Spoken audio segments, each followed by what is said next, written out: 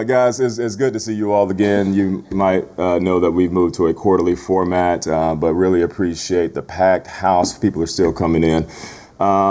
First, before we get started, obviously, none of this happens without good leadership. I am not referring to myself, but to the board that makes a lot of this possible. So if you are a board member of Tech Birmingham, can you please raise your hand so we can acknowledge you? Everybody, just please look around the room, give them a round of applause if you don't mind.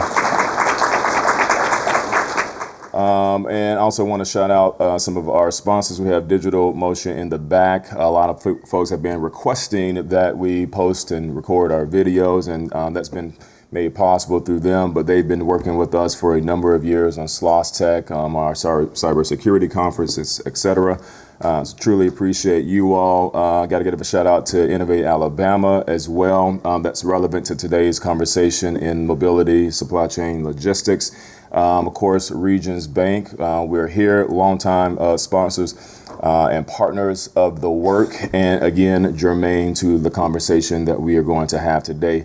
And so as a little bit of a segue, you might have attended SLOS Tech. You know that we were able to do an amazing pitch competition this year, and that is solely because of partners like Regions Foundation. And so if you all would like to bring up Marta Self, the Executive Director of the Regions Foundation. So please give her a round of applause as she joins us. Good afternoon, everybody. On behalf of Regions Bank, I wanted to welcome you here today. It is a pleasure for the bank to support Tech Birmingham with our auditorium. I'm glad you're here. We would have done it every month, but moving to quarterly, I think it does make it easier for everybody. Thank you to the staff. Anna, you always do a great job. Where's Anna? Somewhere working. There she is. So thank you for all. And like Dion was saying, we are also very proud to have supported the first pitch competition at SLOS Tech. So many familiar faces here from SLOS Tech. So thank you for being there. And I hope we're going to do it again this year. I can't promise yet, but stay tuned. Thank you so much. Thank you, Marta. Also want to give a shout out. This is a significant milestone. I believe the first time in Tech Birmingham's history that we have gone over 200 members. A lot of that is because of Jared Stisher right there. So round of applause for that guy. I have a theory. I think it is strong that most people join because of his son, Manning. If you've seen his son, yeah, you know, he's pretty much like the coolest cat around. So, but thank you for your leadership and leaning in, Jared. Quickly, just to set the stage for today's topic around mobility and logistics. I mentioned Innovate Alabama earlier. Some of you all might be familiar with the accelerator that we are in the process of standing up that is going to focus on the mobility sector, and specifically supply chain and logistics as a through line in an industry. Which might raise the question, why that focus?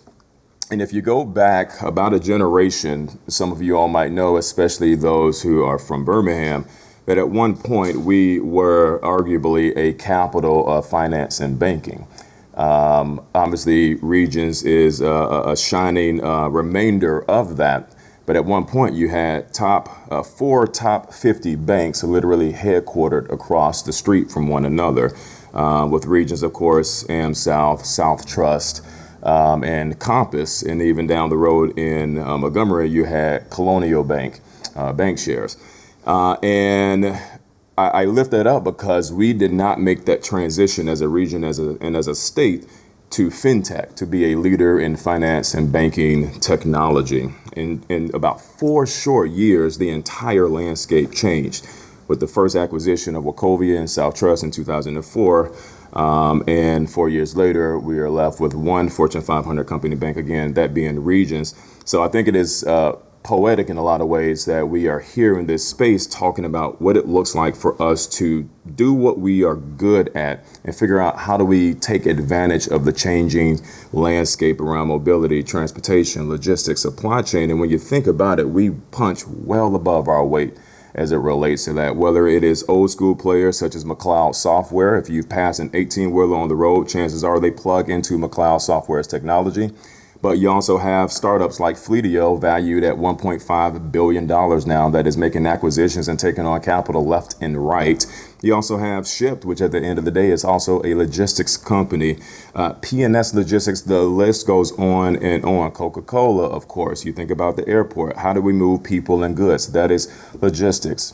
Red Diamond, Royal Cup, Milo's Tea, Chester's International, on and on and on. So this is an opportunity for us to figure out what it is that we're doing well, but how do we make sure that we are leading and taking advantage of the wave that is coming instead of trying to chase it. So our panelists are going to help us dive into what that looks like.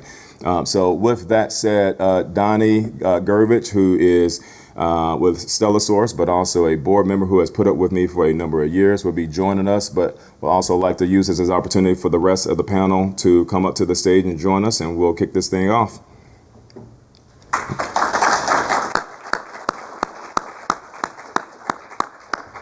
Thank you, Dion. Thank you, sir. Hey, I'll come on. So, can you guys hear me? Hands in the back if you can hear me. Excellent. Crowd interactive. Noted. So I was trying to clap Dion in the back for you, but this didn't work. Oh, that's hilarious. Didn't make the noise I was hoping it was going to make. Yeah. So I know. Pretty smart, man. yeah. So if anyone got that, I feel sorry for you. And if there's anyone from the SEC in here, let's talk after. Dion said something really interesting, and I want to kind of double down on it. Why are we here? Why are we still here? Why does Birmingham matter? Right? And on the long arc of human history in 10,000 years, if people are talking about human beings, they're still going to be talking about Birmingham for one of a dozen reasons. We want to write the next chapters and what that reason is. So you can go back, you can talk about the fact that you have iron ore, limestone, and coal, right? Only place on earth where that exists. You can talk about African Americans leaving the farms to come work in the city and a bunch of racists telling them they couldn't. You can talk about a lot of things in Birmingham. But what's next? And that's why we're here. And then why are we still here? So my company, Stella Source, by way of introduction, I'm the VP of Technology and the CTO at Stella Source. We're in the metals industry, which was a whole new world for me back in January of 23. Came from tech, was coming out of Shipt, which is logistics, right, just as Dion said. And I didn't know anything about the metals industry. And what I learned is moving things around the world is hard. And at the end of the day, it's one of the only things that actually matters. So we have 4 interstates. Anyone here ever taken an interstate? Show of hands. In Birmingham. Yep, there we go. Keep them up. Anyone here ever taken an airplane? In Birmingham. Yep. Train? Less. Who knew we had a port? Still show of hands. All right, so we're actually ahead of the game.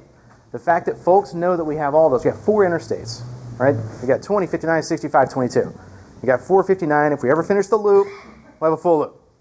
Here's open. You have 4 interstates, you have rail, you have water, you have air.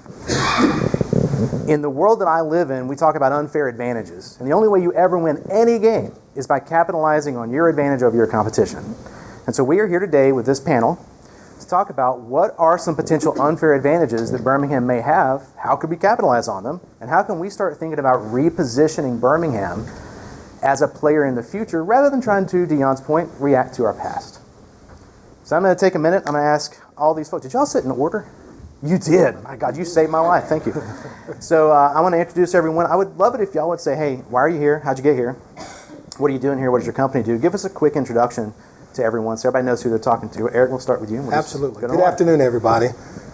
Like Dion, good afternoon, everybody. My gosh. You can get them to raise their hands. I have proven that. No, we're not going to call them out like that. I'm Eric Smoke with Way to Go Courier. We're a family-owned transportation company. Born in Birmingham, raised my family in Birmingham, and Birmingham's been a good place for us. Part of the big issue that seems to be recurring for us is while we talk about technology and all those things, what we're finding is our mainstay is making that all relational, making it about relationships. And so we primarily focused in over 20 plus years, we're into our 23rd year, the industrial sector, pharmaceutical, and manufacturing. So, and again, we're a family-owned business, and a couple of family members of that business are here. And recently, in the last couple of years, we've pivoted and began a private car business to kind of augment what we're doing on the corporate side. Thank you. Yeah. Hilary? Hi, everybody. I'm Hilary Taylor. I'm CEO and co-founder of WattsUp. And at WattsUp, we maximize EV charger profitability for site operators with our fault detection as a service software platform. I'm actually a Techstars Alabama Energy Accelerator current cohort member. But beyond that, we're here because Birmingham is clearly at the intersection and forefront of workforce development, mobility, and electrification. So that's really exciting as a budding startup to be a part of. Hello, I'm Ingrid Hairston. I'm the Chief Revenue Officer at the airport. I'm here because I got the call. In 2019, the airport had a new CEO, and Ron Matthew, and he was looking for a vice president in properties, and someone thought that I would be a great candidate, and he gave me a phone call. I was ready to retire from North Carolina, and I said, you know what, Birmingham sounds like a fun place to be. It was unique. I enjoyed the small setting. I enjoyed coming back to a small airport setting, and there was an intriguing nature about the airport, and I have found for my last 5 years that the city is still intriguing. So I'm happy to be here. That's really nice to hear. Yeah. Mackie? Good afternoon. My name's Mackie McBryar. I'm with Coca-Cola Bottling United. How we got here is Crawford Johnson Sr. in 1902 bought franchise capability and brought it to Birmingham, and has been here since 1902. 50 years in our current location. I've got 32 years with Coca-Cola United, really great company. Really care about our employees. It's important to us, and privileged to be here to speak on behalf of, because we do probably 130,000 loads a year. And the Birmingham location here daily ships out about 70, 80 trucks to the market, servicing the customer. And so we have a new facility, as you guys know, and we're excited to continue to grow, and pleasure being here. Yeah, the new facility is looking good. And the amphitheater in particular has your name on it. It's kind of nice too. I've enjoyed that. So very much the continued investment is a sign that at least Coca-Cola Bottling sees a future, right, in growing. Oh, for sure. And that's probably one of the things worth mentioning. So Eric, you said you were born here, right? I was born here as well. And so the question of why I'm still here becomes relevant, right? And it's because I consider, if you've ever heard the man in the arena quote, I consider Birmingham the arena, right? This is where you have an opportunity to make change. We've proven that, right? You can do some things here. It's way harder to do in Manhattan, I promise you. It's way harder to do in San Francisco, I promise you. You can still do things here, and people will invest, and people will support. And Southern hospitality is real, right? So that is a thing. Every time I bring somebody, they're like, they invited me home for dinner. And I was like, yeah, I completely believe that. So I would love to hear, Eric and I were born here. I'm assuming you three were not. So you said North Carolina. So I'd love to hear the three of you say, where are you from originally? And how long have you been here? And what has surprised you about the town? You said it was interesting. I'd love to hear just what was interesting. So I guess I can start. I'm from Texas, actually an even smaller town than this. So this is, if you had asked me 10 years ago, I'd say this is a big city. Yeah. But to your point, though, I can't tell you how many people have told me, don't be surprised if you get asked to go home for dinner. That actually happens. So the warmth here, and in every conversation I've had, it's always how can I help? So it's a really strong network that you honestly do not get all the time in New York City or Silicon Valley.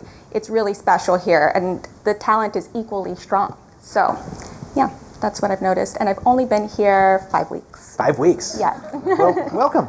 Yeah. We're glad to have you. Ingrid? 5 years. Yep. Born and raised in Gary, Indiana. Okay.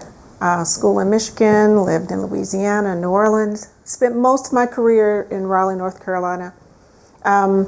What surprised me, of course, I expected Southern hospitality. Got that. Yeah. I think what surprised me was the depth of industry. I think what surprised me was the handout. Everyone's hand is out. There is a network that's out there if you're looking for it. And everyone is hungry is not the best word, but I think you get the sense. Everyone wants to do something that moves not just their company but the community forward, and I find that refreshing. Great. So, of course, as a director of transportation, I actually work in Chattanooga, Tennessee. Yep. Of course, I'm responsible for the whole Southeast for all the company. And so since 1993, I've been coming to Birmingham because all of our source points, I spend time in all those. And I can speak like on Birmingham, being in transportation and seeing the commitment from CDL drivers. You know, we've got drivers, actually got a guy that's retiring in a couple weeks with 52 years. Wow. And there's numerous drivers lined up behind him that are coming up to that. And it just goes to show, and I know we all have spoken about the commitment from environments in the South like this. They want to come in and they want to do a good job. And we've been blessed as a company to have those type associates. Of course, Coke United is a very special company. And but I know why it's special here in Birmingham, because I also manage other places that aren't so friendly, right? You know, it's if anyone's keeping notes on unfair advantages, I would say we support each other is a pretty good advantage. And I've heard that. I figured that would come out of that question. They were not prepared for that question. I apologize. But at the end of the day, I've seen that time and time and time again. I've been in a lot of different cities, been in a lot of different places. Building a network in cities is hard, and it's much easier here, and people will support, and they do want to be helpful. And so I'd be curious, maybe Mackie, we'll start with you and go this way this time, but I'd be curious to say, what has surprised you? You get Coca-Cola, and we talk about mobility and logistics, right? And Dion did a good job of, wherever Dion went, kicking that off. But one of the things we're talking about, logistics and supply chain, that is a thing I think people, at least conceptually, somewhat understand, which is, oh, how do I get Coca-Cola from one spot to another? What has surprised you about the internal logistics or mobility requirements to make Coca-Cola operate that people may not really be familiar with, right? In the metals industry, for me, it was crazy the things that have to go on to make a piece of metal turn into this building, right? That's a lot of work, and it moves 50, we were talking about it 50, 60 times before it happens. So inside of Coca-Cola, what are some of the things that kind of may surprise people to hear? So it's critical to have the technology, you know, because we come from a legacy environment before pen and paper, and everything is evolved. And now if you don't make sure that you're staying in the tech world, getting the state-of-the-art systems, because every single day we actually have a system that is a warehouse management system, Blue Yonder, and some may be familiar with it. And Blue Yonder creates our shipments for the day. And it runs in the background, and usually by 6 a.m., here's 600 loads you got to move today that you have picked up by tomorrow. And then we also use Vector, which is a yard management system in our facilities for check-in, check-out. And we also use E2 Open as a dock scheduling system. People are probably familiar with E2 Open. And it's those things, because the key is Blue Yonder creates the load with an expected plan date and an expected delivery date. And it's our responsibility and critical that we deliver that on the expected, because the system expects that product on this day. But in Blue Yonder, it also plans production. It all starts with production. And what people don't understand, they see it on the shelf, but what did it take to get there? All right, production, you don't think about all the raw materials, cans, lids, labels, cardboard. And then you got ingredients that has to happen. And so all that, and it's amazing as people come into our facilities and we walk them from production to the DC, the warehouse, and then we take them to the shipper side now with a new Verticus, and I'm sure later on in the conversation we'll talk about our new Verticus automated picking system that our company has decided in the last 4 years we're going to go to a hub and spoke model. So we're bringing in those small DCs into a mega center. Birmingham will be one. And we build all those routes and we cross-dock it to those locations. It's 102 level class, right? When you're talking about, you go all the way from production. And this is what I found in metals as well, right? You go from production, which is, oftentimes people think the end product leaving the building is logistics, and oftentimes it's not, right? It starts for all of us way before then, right? So Ingrid, you and I were talking about the airport and some of the insane logistics of like storing metal and things of that nature when you are building. So what are some of the things that maybe surprised you as you came into the world and looked around and said, this business, it could have been a while back if you've been in airports for a while, but this business has to have this thing to run. And if it doesn't have it, we don't work. And people may not be aware of it. Airports are tough because a lot of what travelers experience aren't produced by the airport. We are a small city. We're city management at the airport. And we're landlords in many regards. We provide a place for all of our business partners to come into a single space to interact with all of the customers. Their customers, our customers, one customer. But we provide a space for them to come in and interact. But their systems all have to work in our system, all right? One of the things that I think most airports are dealing with in today's time, we were talking about a little earlier, is just space. Space is finite, and it is very expensive to create more space. And so what does one do when one becomes short on space? We're not. Birmingham did a great job back in 2012 of building new space, but at some point, space will run out. And so do you build or maximize what you have? And we'll have the same decision other airports make. Some airports are, for example, choosing to use technology to maximize space because it's just too expensive to build more space. And we're using systems like common use systems that allow everyone to come in, and instead of everyone having their own branded gate, you just get the gate I assign you on the day that I assign your flight. So you get the ticket counter I assign you when you log into the computer. It tells you to go to that spot, and your name pops up, and your customers go, oh, Delta's here, or American's here. And so I don't have to have a set number of gates for Delta or a set number of gates for Southwest. I can assign Southwest to the available space instead of having vacant space, because for the next 4 hours, Delta doesn't need that space. I can put someone else there. That sounds great, but that means there has to be software behind that makes all of that work. And every airline has a unique set of software that makes their aircraft system work. That means their system has to be able to plug into that master software system. Airports about 2008, 2005, airports turned into technology cities because all of these systems were coming into place. It used to be that airports, the largest departments were maintenance departments to keep up the airfield or the terminal building. In today's time, the largest departments at airports are IT departments because we run our own phone systems and our own tech systems. And you port in and you pay for the port, but you don't pay AT&T, you pay us because we are the technology company behind the airport.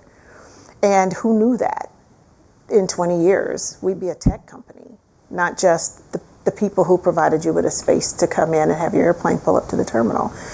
And that it goes back to your comment about having to stay current, because you can't do it the way we did it 20 years ago in order to be able to meet the needs of our customers today. And I think that surprises me. Every day we have to figure out a new way to do it. Every day someone wants that bathroom to be clean. And every time we move more people through our facilities, we've got to find a smarter way to keep the bathroom clean. So you know what? We're not having people click to count how many times they go in the bathroom. We're using tech to count how many people go in the bathroom and then tell the janitorial company to come clean it, because we can't afford to use labor to count how many people are in the bathroom anymore. So it's just been amazing how technology is driving efficiency so that we can focus our people on the things that are necessary that people have to do in order to meet our needs. And I think that's the surprising part of what we do. It is the metals industry. So you were saying, Coca-Cola's been around for a minute, and the company that owns us, O'Neill Industries, 104 years. And you would assume over a period of time that the problems kind of are solved. And the truth is they're not. And I think that's an important thing to talk about as I talk to these folks here, is these problems are not solved. Even if an airport is functional, the problem of moving people more efficiently is not a solved problem. No. And there is a lot of progress to be made. Moving product around, getting ingredients, moving humans around, reassigning gates, making it more efficient. So Hilary, I'll ask you, right? Startup. So what about you? What in your space are you finding surprising? It's like, hey, this is something we got to dig more deeply into, because you have, as a startup, you're an opportunity chaser, right? That's what we're doing too, right? So what do you find surprising? Yeah. So in the early days of WattsUp, we were trying to solve charger downtime. So you pull up to a charger in an EV and it doesn't work, right? We were approaching that as a pure data problem because we're engineers, so numbers, right? But one thing that surprised me with energy delivery in general, there's this whole silent supply chain that's running underneath, keeping our lights on that we're not seeing. And that's composed of not just moving data, moving people, moving equipment and parts, right? So that actually resulted in a pivot for us where we became a two-sided platform where we sold to the asset owner and they could use it, but then we empowered the workforce and coordinated with the workforce to make sure that they were successful when they got on site. So we were surprised. It wasn't going to work just as a pure data solution. You needed to incorporate the boots on the ground in order to be efficient and be most effective. And that's what we did. Eric, what about you? You move a lot of stuff around. Probably the thing that's the most surprising is, I think, in a general conversation for logistics, transportation, the overarching term is usually last mile. And more often than not, we forget the first mile. Basically, everybody here just talked about the first mile. He has a driver that has 50 years experience, but we never thought about the first mile and how that driver got to work every day. How someone came to the airport to expand it, how the maintenance crew got there.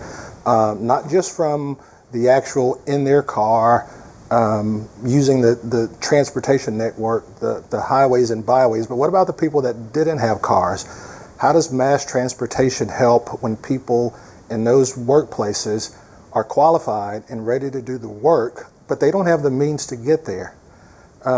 Unique to the conversation at Coca-Cola, when he's talking about, we look at a Coca-Cola, but we choose diet, we choose whatever we choose, but we don't think about production. And in our space, with somebody like a partner like Coca-Cola, when his production line is going and a motor goes out, guess who gets the call? Because all of a sudden, when that production line stops, somebody has to show up. He doesn't continue unless somebody like us shows up with that motor.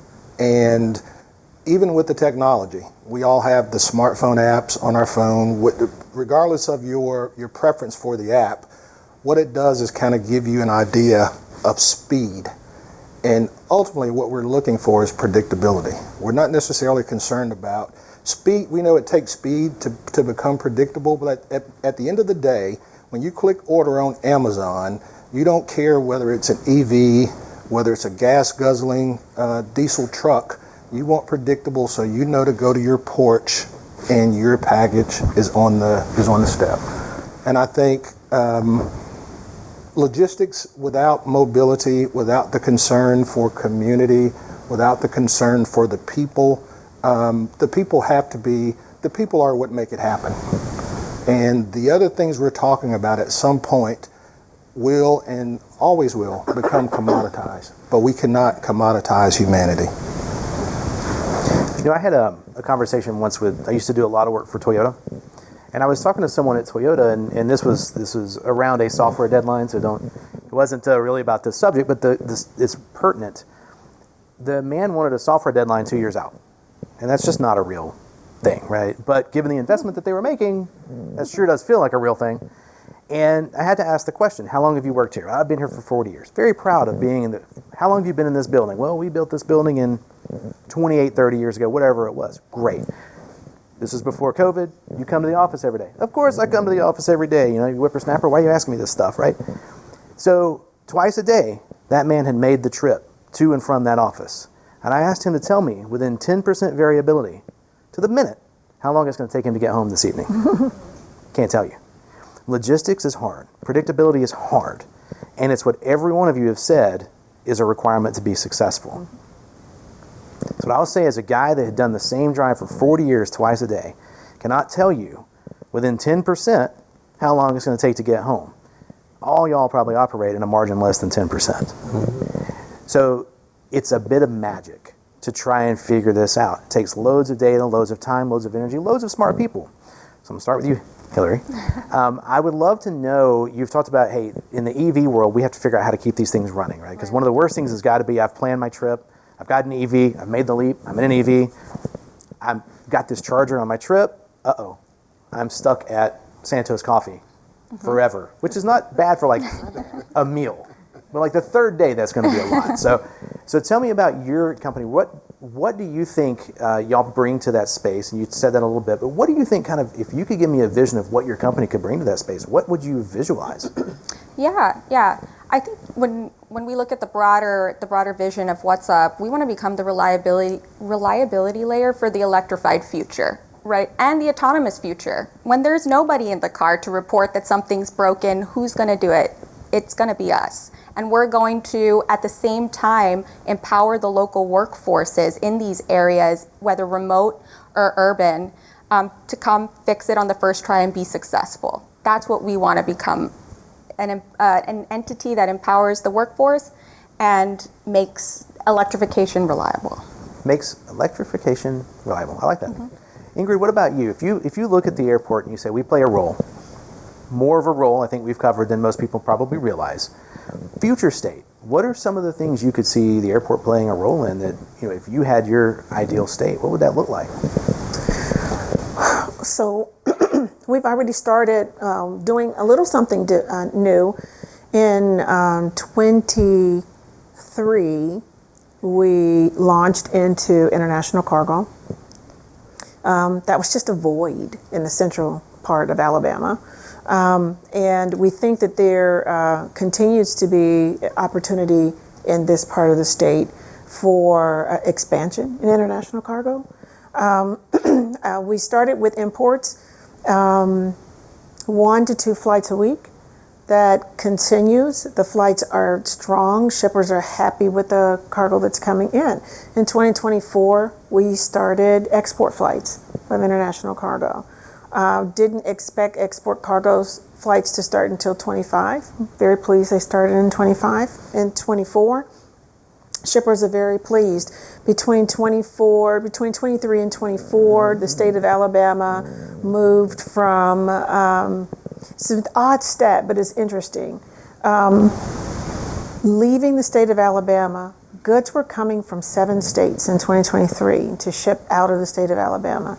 By 2024, 49 states were moving freight through Alabama, leaving the country. Wow.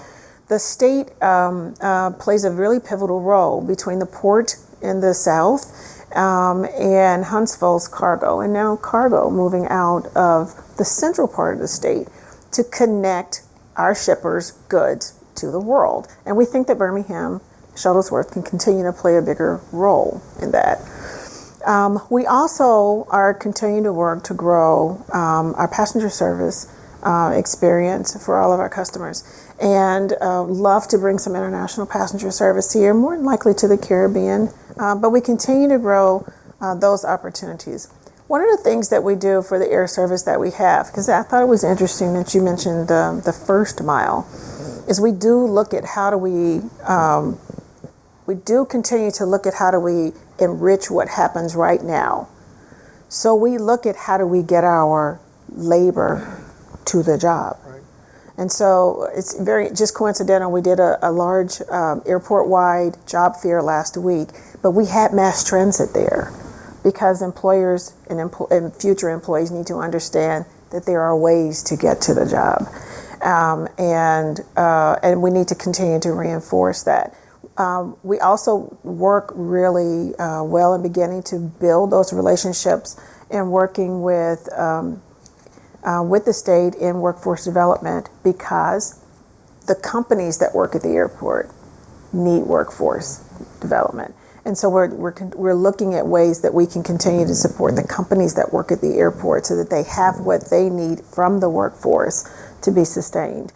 So that as companies are looking to utilize companies in the community, to build in the community, to ship through this community, they know that the workforce is here. And so when the airport's out telling the story about economic development, when the city is saying, hey, come fly through BHM, they know we're playing our part in how that makes this region grow. We know that we are an economic generator for this region.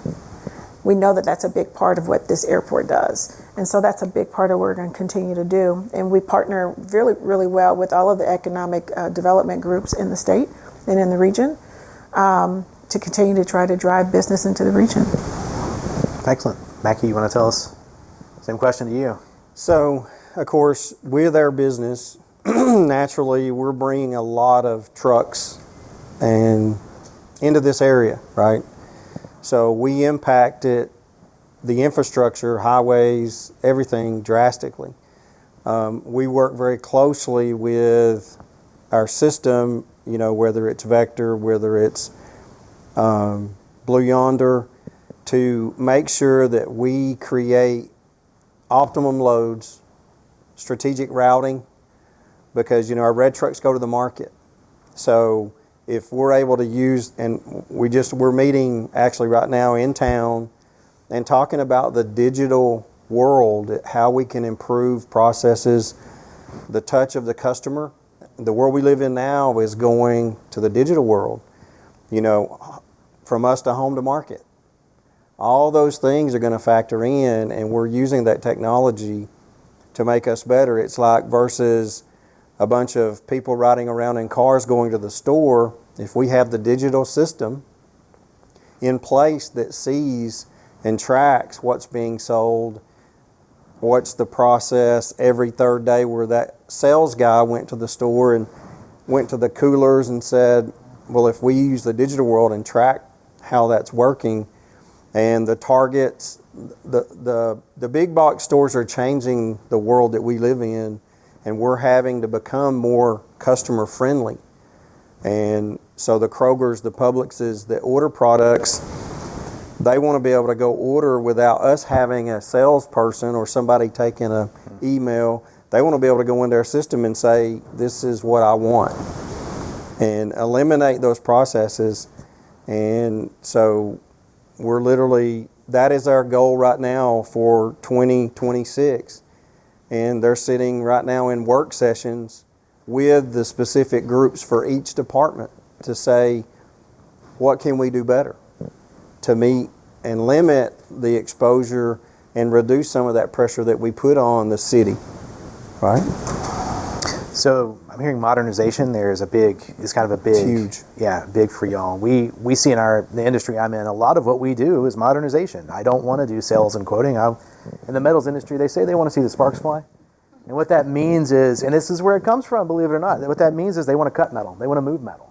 What they don't want to do is quote jobs and sales jobs. They want the quickest possible, least friction to go get the thing they need, to go do the thing they love doing, which is cutting metal, and they love it, right? So I'm going to come back this way, and we'll start with you, Mackie. This is our last question. We can maybe take some questions if we have time. But if you could snap your fingers, right, and in the Birmingham and the surrounding area, so the central 6 counties here in Alabama, right? If you could snap your fingers and anything could change in Birmingham right now that would make your life easier in this space, what might that be? For us, it's the continued, and it has been improving, is the continued effort with the infrastructure, to modernize the infrastructure. Because in all that we do, you've mentioned it a couple times, the infrastructure is the segue to success, period. We can all sit and, you know, but the number one wish list is continue to improve the infrastructure to support what we all do, right? What about you, Ingrid? purely selfish. Yes, by all means. Love to grow some international cargo, but I need warehouse space. I need cold storage. I need warehouse space. They're essential. Don't have to be at the airport. Just need to be in the market. And we have the highway system. We have access to the highway system. Great infrastructure. Love to have it improved. Need the warehouse space. And then I think we can do some additional development and air surface development. And I think it'd be great for the community. I love that one. That one's good. Hilary? Yeah, I think if I could snap my fingers, all of y'all would drive an EV. No, I'm just kidding. 5 weeks in. 5 weeks in. And No, I think, and I think Alabama, and it's kind of, we don't hear about what Alabama is investing into electrification and mobility until you're here. And I'm shocked at how much is being invested with like the AMP Center and everything that Alabama Power is doing. It's really impressive. So it's not a snap your fingers and have it tomorrow, but I just think continuing on this trajectory, not buying into some of the messaging I think that's going on, right, in politics when it comes to electrification, and continuing on this trajectory because it will make Alabama the epicenter where all new technology begins to roll out of, which is really exciting to me. it's up to you, man.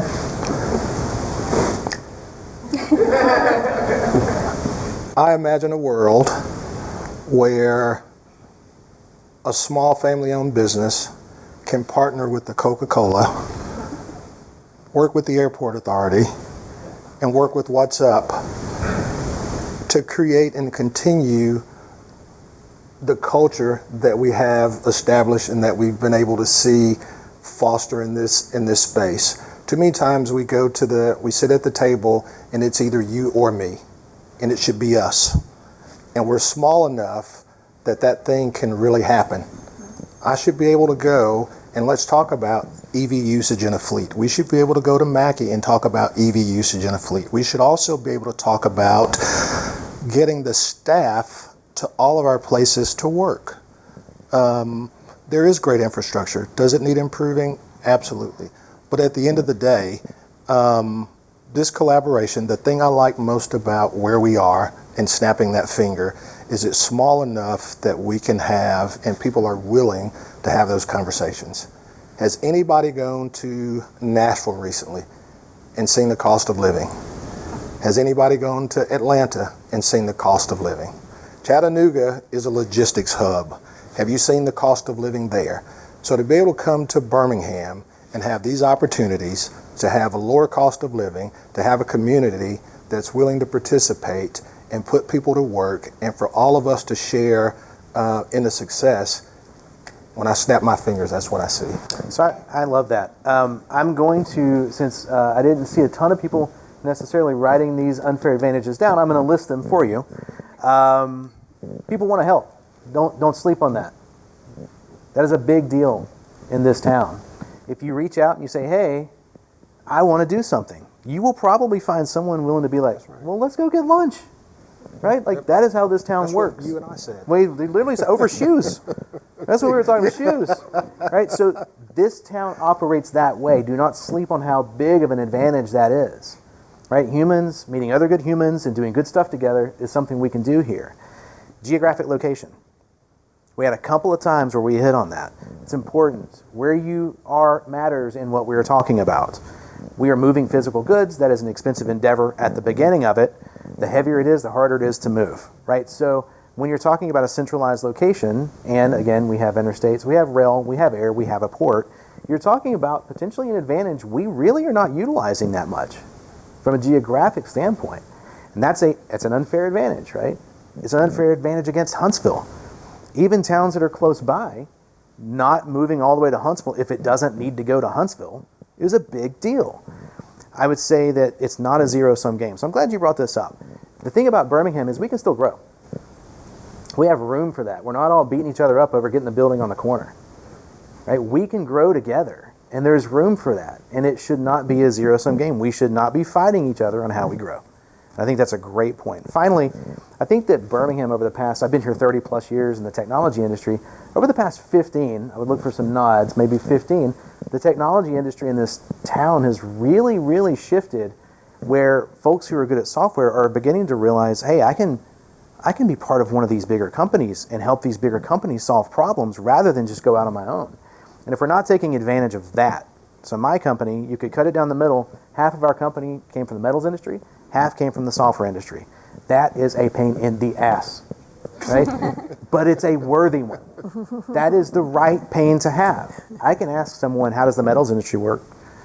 And then tell them how software works. That's a big deal. And we have this built-in expertise that we're not always taking advantage of. And we should, given the other advantages. So if y'all don't mind, we're going to take some questions. I'm looking for Jerry. We got time for questions? Yes. And he's got a microphone. It looks like an SM58. You can use it as a hammer if you need to. A hand real quick for this panel. These guys are great. They gave us their time. Thank you. We do have time for... Here you go. We have time for everybody. Finish that for me. How long do we have? We got like 1 or 2 questions. All right. My name is Bill Halligan from Micropulse Technologies. I'd like to ask each of the panel members, what percentage of your revenue do you invest in IT infrastructure? And is it growing or staying the same? So I can't give you the actual percentage, but I can give you that our company has, we're committed, and we have a team specifically around our IT to keep us in those. And the company has shown the family, this is a family-owned business, and they have shown that they will make the investment within Coke United. And the systems, prime example is the facility that you're seeing built on 5920 over here is, and it's public, they spent $334 million invested in Birmingham, and it's going to bring 40 additional jobs. And so that shows us as employees, we're seeing them put that money back in the company, and a huge percentage is in the technology, because without that technology, we can't do what we do. I don't have that split either. We are very, and now I want to know. That's me. I'm curious. Shucks. I don't have the split, and we don't typically budget it that way. We do a lot of physical space improvements, but now I want to know, and I'll find out. Well, we're still a scrappy startup, so we are our own IT, but I hope that we become big enough where this question starts to become, top of mind. I like the term scrappy IT. Unique to our business, yes, we're tech adjacent. What's been part of our strategy has always been, a typical client for us would be somebody like a Coca-Cola who's pivoting to a particular software platform, and rather than take the risk of completely sending their workforce out, flipping over their legacy systems, they'll bring somebody like us on as a consult to pilot some potential plans that they have to see how they actually look on the ground before they make the big leap and bound. So yes, in terms of a percentage, operational things in the cloud that we do for billing, traditional CRM activities, we spend our time learning how people like Coca-Cola deploy the technology that they do.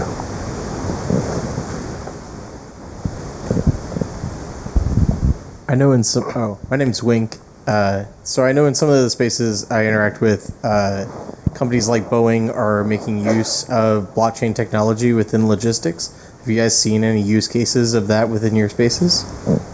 Yes, with charging, with distributed energy resources and selling energy trading.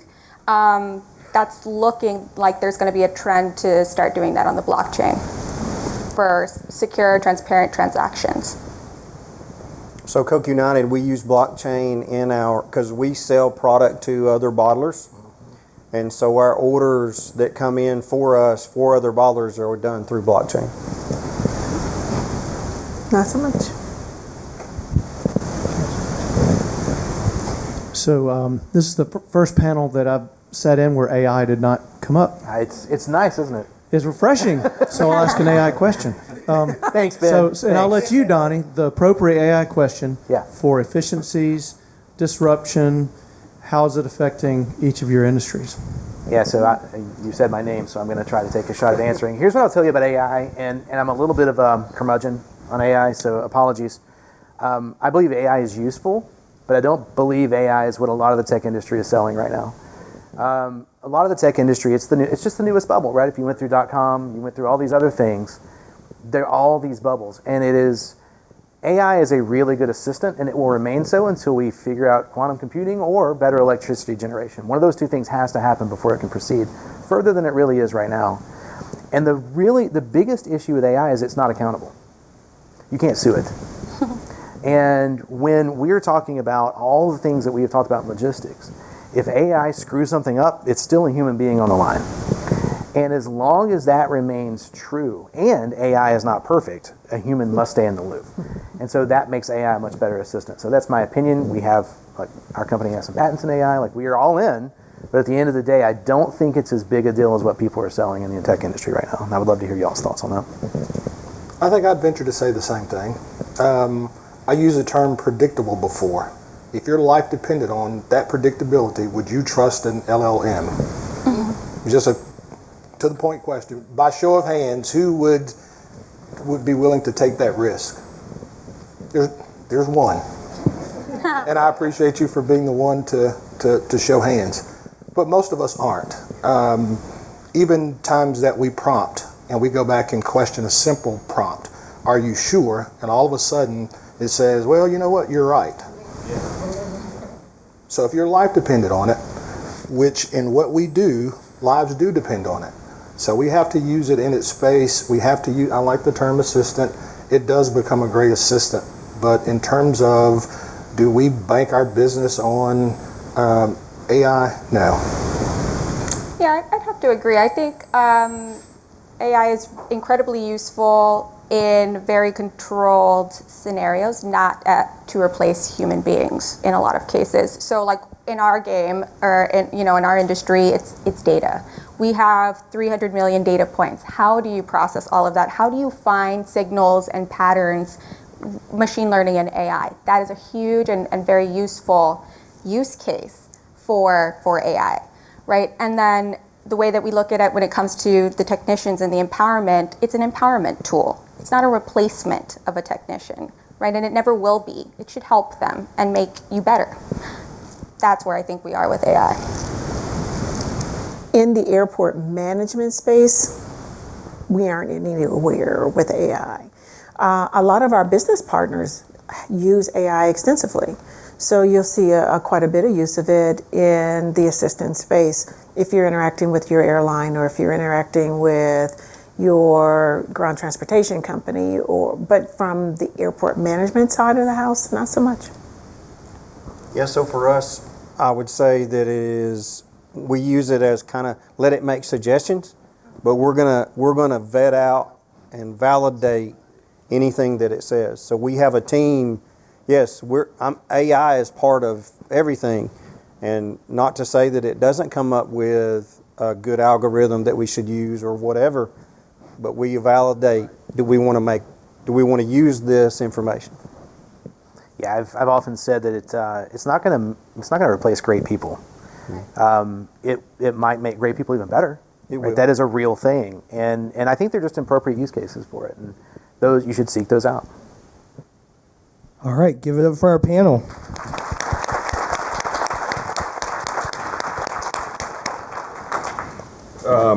Taking a quick personal point of privilege, I do have a question if you all can answer quickly. To the large corporations, are you all working with small businesses and startups, and how? To the smaller, scrappy startups and smaller companies, what does it look like to work with the larger companies, and what do you all need to make that more efficient?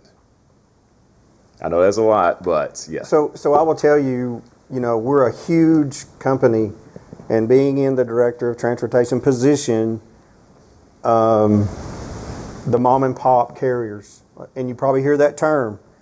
I don't discriminate from that, because what I have found, and I've used them forever, there's always a fit, right? That identify somewhere. Someone says, well, I only got 5 trucks. I said, well, let's talk about it.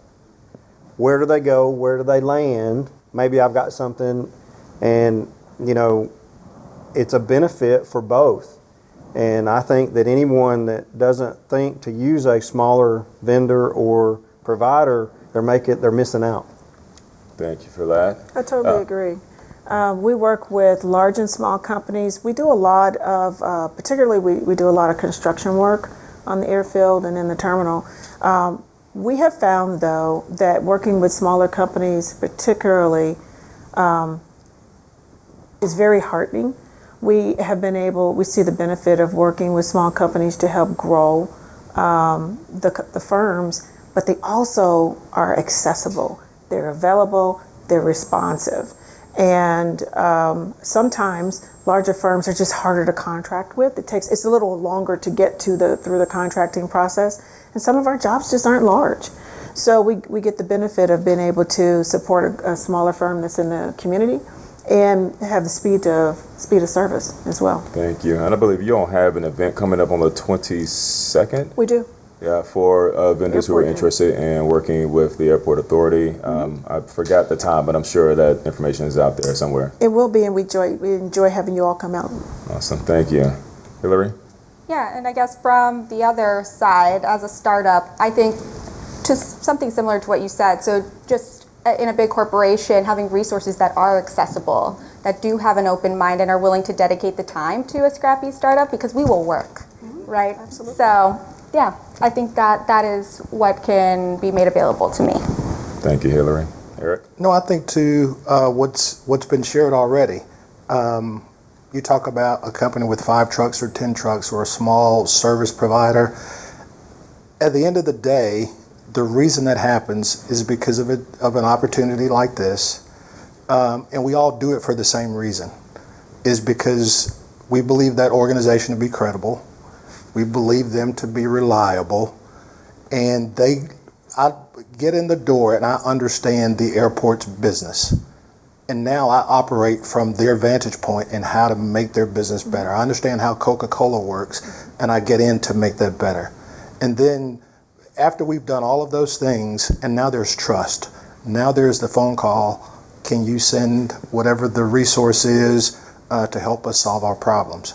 And now we usually have a lifelong relationship because now we trust each other.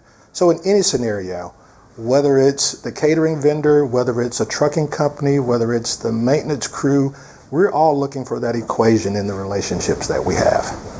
Awesome. Thank you, Eric. Donnie, anything to add? I know you're the moderator, but... Yeah, I would say that there's a very important thing that larger companies can do there, and it's time to first test, right? Normally we have a champion, right? Our sales cycle could be 9 months, 12 months, 18 months sometimes, but the first time someone has the thing in their hand, both the company, the smaller company learns a lot in that moment, but also a lot of times the person that's going to be using the thing finds out, I really want to have this, and it creates more champions within the organization. A lot of times that takes a long time, and the shorter time that takes, the better the result. Outstanding. Thank you, Donnie. If you all could stay on stage for a photo, that'd be great, but could you all give them a round of applause? Thank you so much. We'll be quick. Thank you all, everybody, for coming out. Again, we have the Magic City Classic that's coming up. We do an event there on Friday. And make sure you are a member of Tech Birmingham. See that guy, that handsome, dashing gentleman right there by the name of Jared Stisher, if you are not a member or if you want to know how to take advantage of your membership better. Thanks again, everybody. See you later.